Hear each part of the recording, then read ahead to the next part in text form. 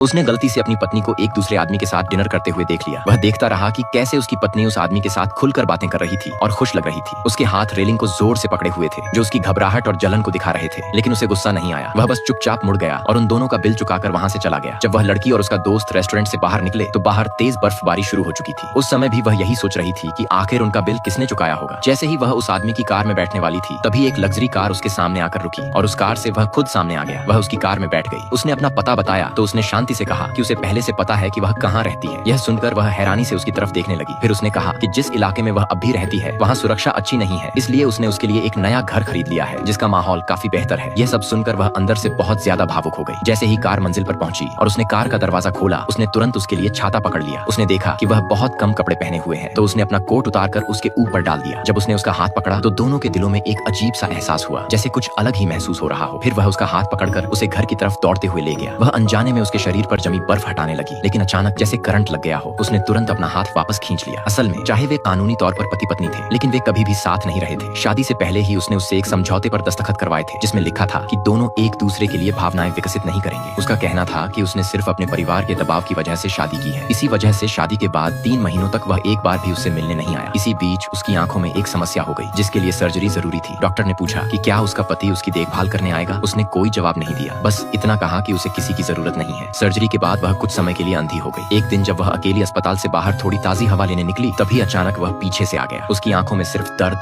और चिंता थी। उसने उसे संभाला और गोद में उठाकर वार्ड तक ले गया। एक अरबपति होने के नाते उसने तुरंत उसके लिए सबसे अच्छा वार्ड व्यवस्था करवा दी। फिर उसने डॉक्टर से उसकी हालत के बारे में पूछा। डॉक्टर ने कहा कि सर्जरी तो मामूली थी, लेकिन पूरे समय वह अकेली ही रही। यह सुनकर वह उसे बिस्तर पर बैठी हुई देखता रहा और उसके दिल में सिर्फ दर्द था। उसे जरा भी अंदाजा नहीं था कि वह उससे बहुत ज्यादा प्यार करता है, और यह प्यार आज का नहीं बल्कि पिछले 10 सालों से था। शादी के बाद उसका गायब होना भी किसी वजह से था। असल में उसे काम के सिलसिले में विदेश जाना पड़ा था। क्या वह कभी उसके प्यार को समझ पाएगी? अगर आप जानना चाहते हैं तो मुझे सब्सक्राइब जरूर करना।